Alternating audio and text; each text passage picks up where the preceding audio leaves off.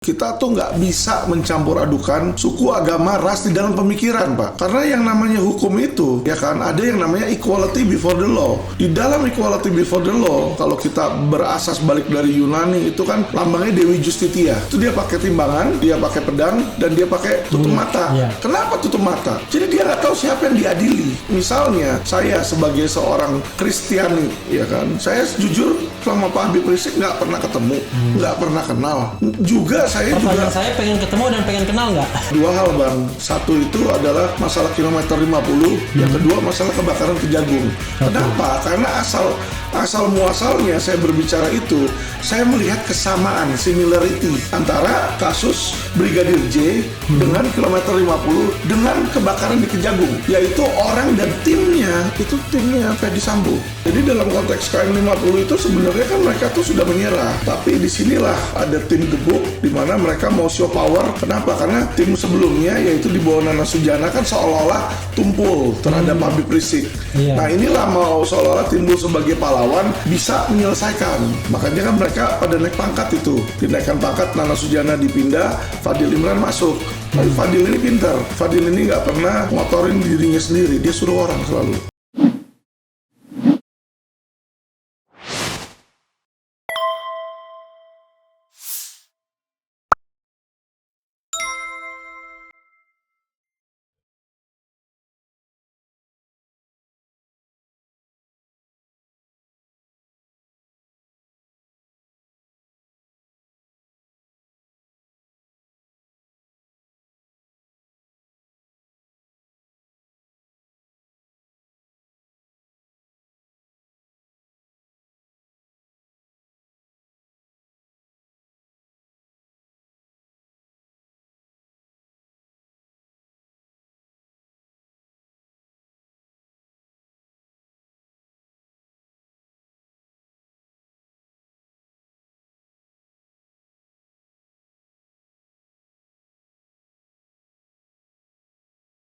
Tentu kasus Yosua dan KM 50.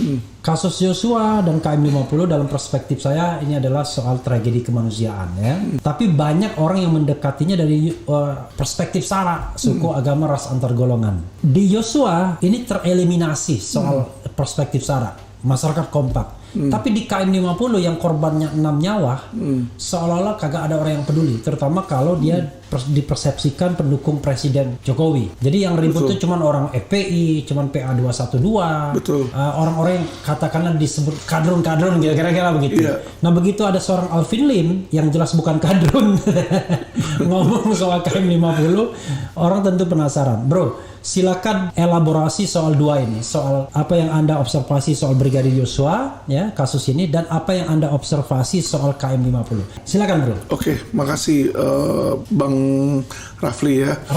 Bang Rafli. Jadi gini, Bang, kalau kita bicara tentang apakah itu kilometer 50 atau Joshua, ini kan kita sebenarnya sedang bicara tentang hukum ya, tentang kasus hukum pidana. Nah, ketika saya menyampaikan setuju tidak setuju saya dan pandangan saya menyampaikan pandangan saya sebagai seorang lawyer, sebagai seorang opini hukum. Nah, sebagai seorang ahli hukum, kita tuh nggak bisa mencampur adukan suku, agama, ras di dalam pemikiran, Pak. Karena yang namanya hukum itu, ya kan, ada yang namanya equality before the law. Di dalam equality before the law, kalau kita berasas balik dari Yunani, itu kan lambangnya Dewi Justitia. Itu dia pakai timbangan, dia pakai pedang, dan dia pakai tutup mata. Kenapa tutup mata? Jadi dia nggak tahu siapa yang diadili, gitu loh. Nah sekarang kalau misalnya saya sebagai seorang Kristiani, ya kan, saya jujur sama Pak Habib Rizik nggak pernah ketemu, nggak pernah kenal. Juga saya Pertanyaan saya pengen ketemu dan pengen kenal nggak? Nggak masalah kita.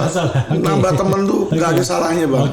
Musuh satu terlalu banyak, Bang. Tapi kalau teman 1000 masih kurang gitu kan. Jadi nggak pernah kenal, saya juga bukan saudara, nggak pernah ada hubungan bisnis atau apapun. Tetapi kenapa saya melihat ini menarik, ya kan? Karena gini loh, saya sorry aja, saya miris melihat di mana ini negara sebenarnya kan mayoritas orang Indonesia, orang pribumi lah istilahnya. Kalau sedangkan saya orang bilang keturunan, dia bilang Cina lah atau di mana dari nenek moyang saya kan. Tapi Anda walaupun kan, saya lahir di Indonesia. Ya, itu yang paling penting. Iya. Kalau Anda lahir di Indonesia, warga negara sejak kelahiran, itu termasuk orang Indonesia asli. Betul. Betul. Ya. Saya maksud saya ini dari nenek moyangnya nih ya kan. Saya melihat Indonesia ini mayoritas awalnya pribumi. Tetapi Bang, yang saya lihat ini yang saya miris, mereka ini dibuat berantem satu sama lain. Ini yang saya lihat sendiri gitu. Jadi ada golongan pribumi elit, nanti dibikinlah golongan pribumi radikal. Saya nggak tahu siapa yang bikin gitu loh. Jadi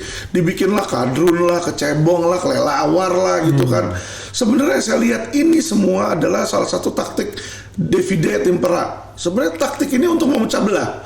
Kamu faksi sana, saya faksi sini loh. Nah, hal inilah yang saya lihat ya membuat perpecahan sehingga ketika seseorang dijolimi, ya kan, tidak ada rasa simpati di situ untuk secara hukum dituntaskan.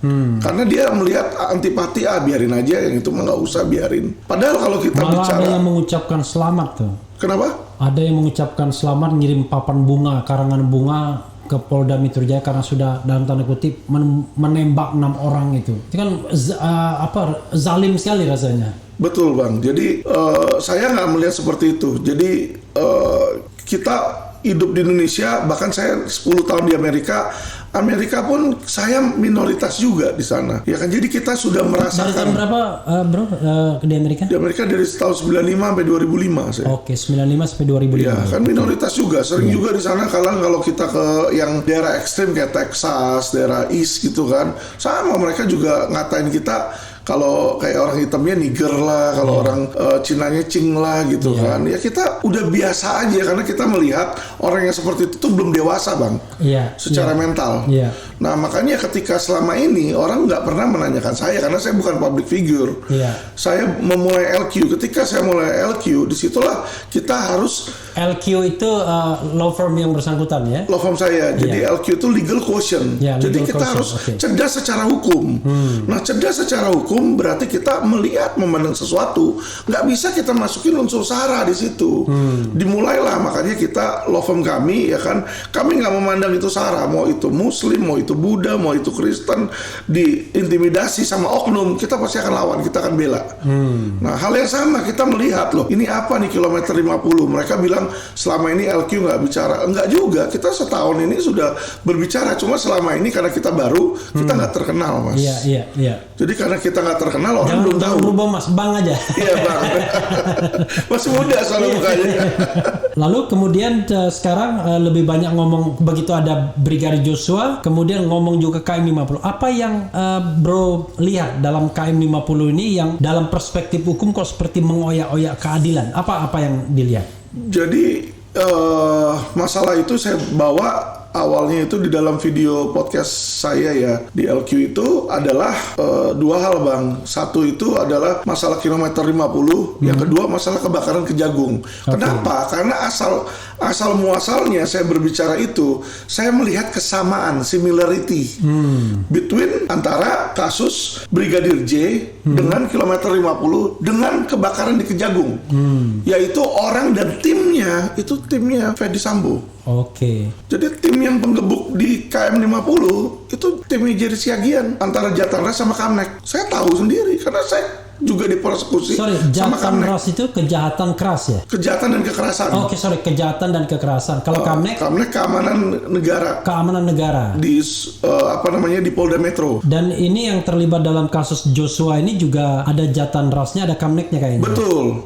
Jadi Ferdy Sambo ini kan dia irjen. Ya kan, mereka ada yang namanya Satgasus. Kalau Satgasus itu nggak dihentikan, nanti itu ketuanya pasti bakalan si Jerry Siagian ini, yang Wadir ini yang kena rekayasa. Wadir Reskrimum yang baru aja dicopot jabatannya. Betul, karena kenapa? Beliau itu memiliki karakter yang sama kayak Ferdy, yaitu tegas, kejam. Gitu. Nah, kita melihat di situ, Bang. Kenapa saya melihat seperti itu? Saya waktu itu juga dikriminalisasi dan sempat masuk di dalam penjara. Saya mau klarifikasi dulu bahwa di KM 50 yang beroperasi ini dari Jatan Jatan Ras Ras, Kamlek, sama Kamlek, Resmob. dan Resmob. Betul. Anda taunya info dari mana tuh? Saya lawyer, teman-teman saya polisi juga. Oke. Jadi mereka kalau misalnya ini cerita sama saya, Bang sorry ya yang ini begini, sorry ya. Jadi saya dapat informasi itu ya saya tahu sendiri, Bang. Oke. Apa yang Anda ketahui dalam konteks KM50 itu misalnya? Jadi dalam konteks KM50 itu sebenarnya kan mereka tuh sudah menyerah. Tapi disinilah ada tim gebuk di mana mereka mau show power. Kenapa? Karena tim sebelumnya yaitu di bawah Nana Sujana kan seolah-olah tumpul terhadap Habib Rizik. Iya. Nah inilah mau seolah-olah timbul sebagai pahlawan bisa menyelesaikan. Makanya kan mereka pada naik pangkat itu. Dinaikkan pangkat, Nana Sujana dipindah, Fadil Imran masuk. Tapi Fadil ini pintar. Fadil ini nggak pernah ngotorin dirinya sendiri, dia suruh orang selalu. Gitu loh. Jadi kalau yang kayak contoh kasus Brigadir J, itu sebenarnya dia udah dikasih tahu dulu sama Ferdy Sambo. Ferdy juga nggak bodoh, dia kan tahu kalau misalnya dia telepon Kapolres, pasti kan ditanya udah izin belum sama atasan saya. Dia udah justru diutuslah si Budi Erdi. Budi Erdi ke Kapolres Jakarta Selatan. ke TKP. Untuk ke TKP.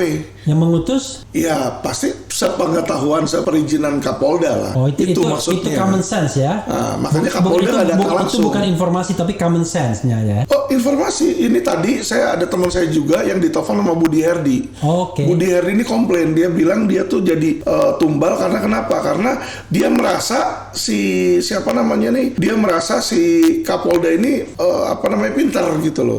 Suruh dia yang jalan, makanya dia kena. Di situ. Nah, terus sehingga ya si Kapolresnya ini kan akhirnya dicopot kan karena dia yang tim yang jalan. Hari ini dicopot ya. TR-nya kemarin. Iya, TR-nya kemarin ya. Tapi diberitakannya hari ini. Iya, itu dia. Dicopot, dimasukkan semua ke Yanma, pelayanan markas. Itu orang nggak ada kerjaan semua di situ. Jadi kita lihat ya logika aja lah anak SD lah. Kalau Kapolres atasannya siapa kita tahu. Direktur Wadir, ini direktur diperiksa Aryadi ya kan. Wadirnya udah kena.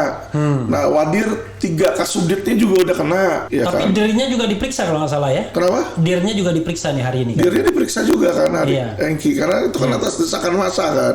Tapi kan sebenarnya kita kalau lihat lah anak buahnya itu atasnya mereka siapa ya kan pasti Kapolda. Karena kalau di atas Dir itu Kapolda ya. Kapolda dong di atasnya direktur. Kan? Iya, Kombes. Jadi bintang satunya itu Waka. Tapi Waka itu nggak mengurusin ke situ, biasanya Kapolda. Oke.